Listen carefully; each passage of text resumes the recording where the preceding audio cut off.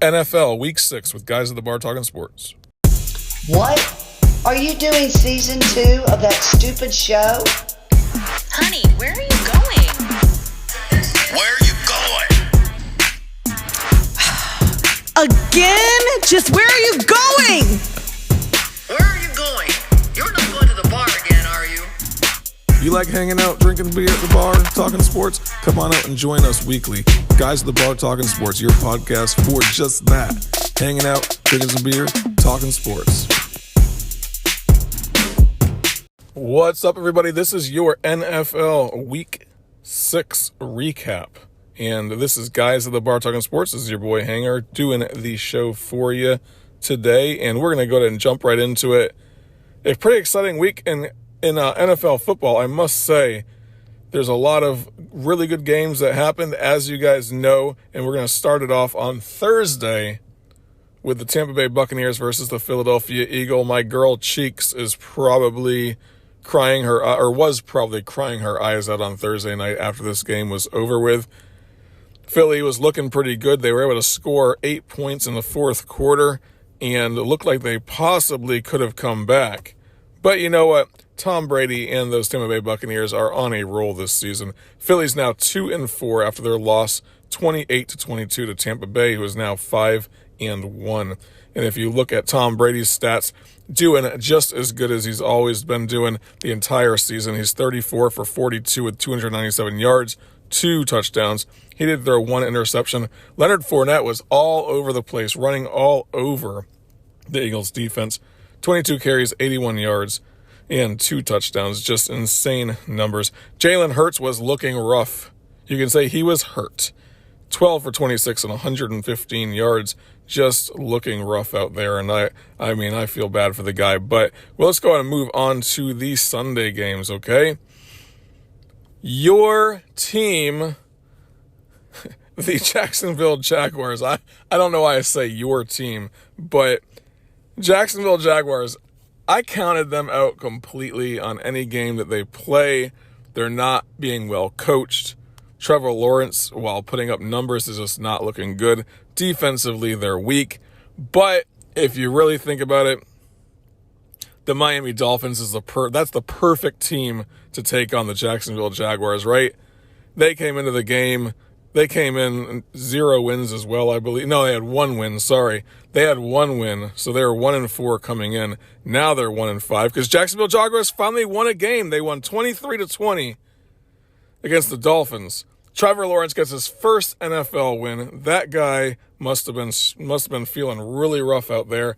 But Trevor Lawrence, 25 for 41, 319 yards. The guy's been putting up pretty good yards his entire season. It's just the matter of winning a game, and they could not do it. But they did on Sunday against the Miami Dolphins, probably the worst team in the NFL. Minnesota Vikings versus the Carolina Panthers. Minnesota's now 3-3 after beating the Carolina Panthers, who are now 3-3 also, 34-28. Kirk Cousins, 33 for 48 with the Vikings, 373 yards and 3 touchdowns, whereas Sam Darnold was 17 for 41 and 207 yards. Just a weak performance by him. And it did actually go into overtime where the Minnesota Vikings were able to score 6 and win that game. Moving right over to the Los Angeles Chargers over playing the Baltimore Ravens. Ravens are on fire this season. I tell you what, Lamar Jackson is looking good, doing all the right things to win games, and the Los Angeles Chargers coming in at 4-1. They were ready to win that game as well because they've had a phenomenal season as it is with Justin Herbert doing very well. But not on Sunday. Baltimore Ravens win 34-6. Justin Herbert was 22 for 39 and 195 yards, 1 touchdown, 1 interception, only able to put up 6 points. Whereas the Ravens were able to put up 34 points. Lamar Jackson was 19 for 27, 167 yards, 1 touchdown. He did have 2 interceptions, though, and he rushed for 51 yards also. Devonta Freeman had 9 carries for 53 yards. They were just phenomenal that game. And the Ravens, like I've said a couple times already, I chose them to be one of the teams that's in the Super Bowl, and I do think that it's a very good possibility at this point for them. Let's stay in Los Angeles for a little while, because the Los Angeles Rams played the New York Giants, and they just are doing phenomenal as well. Not to say the New York Giants are a bad team, but 1-5, they're a bad team. But the Los Angeles Rams, 5-1, they're a freaking phenomenal team this season. Matthew Stafford's looking great, 22 for 28, 251 yards, 4 touchdowns. He did have an interception, but they win 38-11 against the New York Giants. Another battle of one-win teams happened on Sunday. That would be the Houston Texans versus the Indianapolis Colts. But Indianapolis is now 2-4, while Texans are 1-5. Texans' Davis Mills is having a really hard time his rookie season, I must say. Not doing too well. He was able to put up some yards, 243 yards, 29 for 43. But he had 2 interceptions. You can't do that. But they only scored 3 points as well. That is a weak performance against a non-dominant Indianapolis Colts. But Indianapolis is able to score 31 points, so they win 31-3. Carson Wentz was 11 for 20 at the Colts. Not even a very solid performance with 223 yards and 2 touchdowns. So they must have put up some points with those interceptions as well. Kansas City Chiefs, I've counted them out this season. They haven't been performing very well. Patrick Mahomes is just looking, he's doing good, but his team's just not performing around him. And I was a little bit worried because going into halftime, Kansas City was down 13-10. And I said, you know what? I don't know that the Kansas City Chiefs are going to be able to win this game, but they shut out the Washington football team in the third and fourth quarter, put up 7 points in the third quarter, 14 points in the fourth quarter for a 31-13 victory over the Washington football team. Patrick Mahomes was 32 for 47, 397 yards, 2 touchdowns, and he did throw 2 interceptions on that game as well. Green Bay Packers, the other team that I called to possibly be in the Super Bowl at the beginning of the season, 5-1 now after beating the Chicago Bears 24-14. Aaron Rodgers' final season, I almost guarantee that's his final season in the NFL. But we'll see, right? You come in and you do pretty well. He's been throwing the ball well. He's been putting up some points. He's been winning games most of all.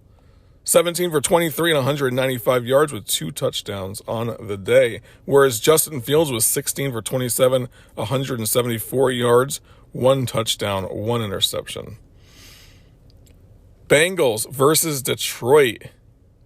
Maybe Miami is not the worst team in the NFL, because Detroit is now 0-6 after playing the Bengals. The Bengals are performing very well, though. Joe Burrow is doing well in the NFL this season. He was 19 for 29 with 271 yards, 3 touchdowns. He did throw an interception, but they win 34-11 against the Detroit Lions, who are struggling this season.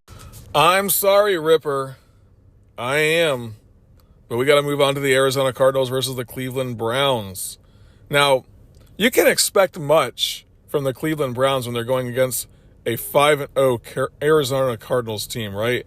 Arizona is looking phenomenal with Kyler Murray as their quarterback, just able to score touchdowns, able to run the ball, solid defense. They are just an excellent team, and the Cleveland Browns got to see that this weekend with a 37-14 loss to the Arizona Cardinals.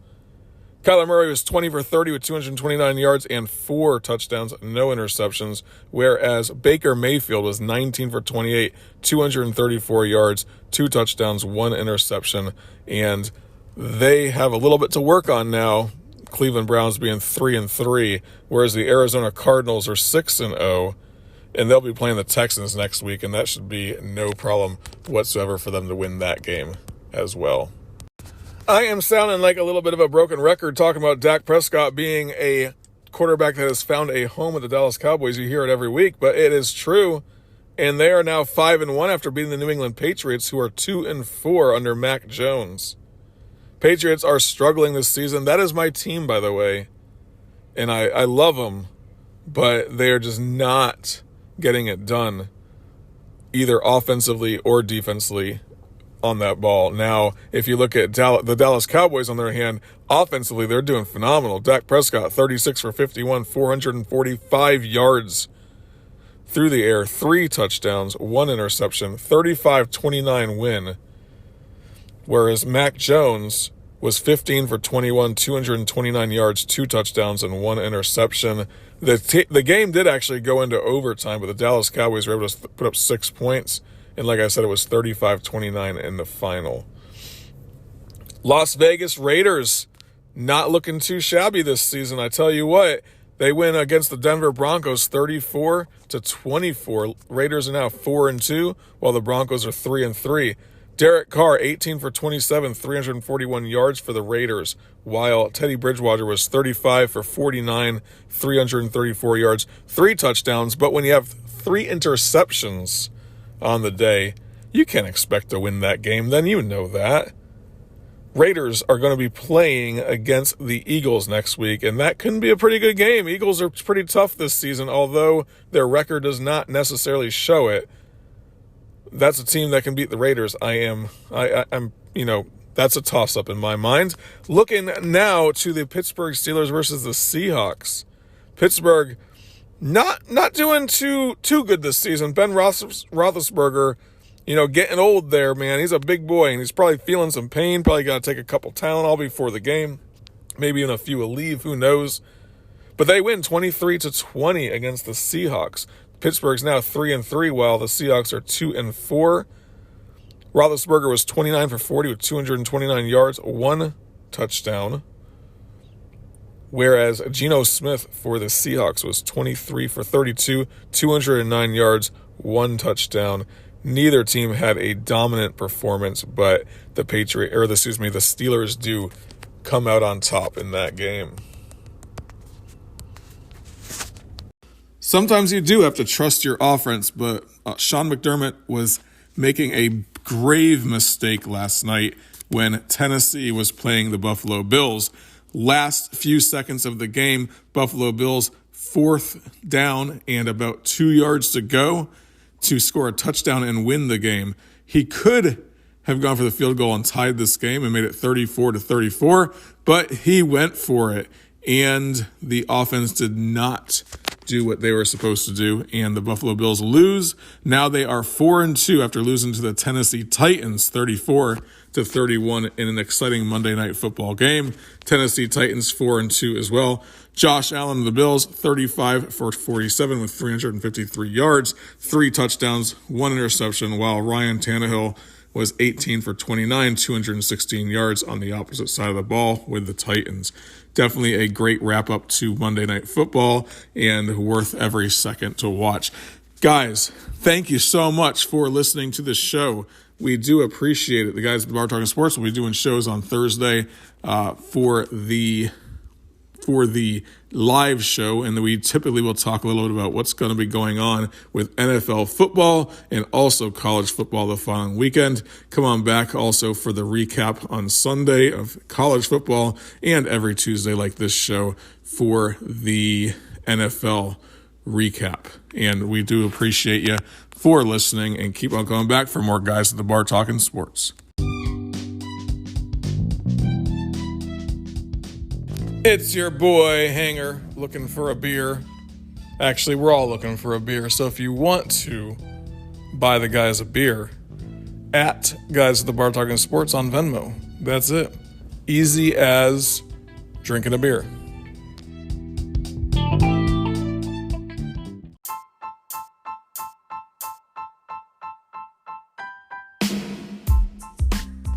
I know what you're thinking. You're thinking, man, how can I help these guys out?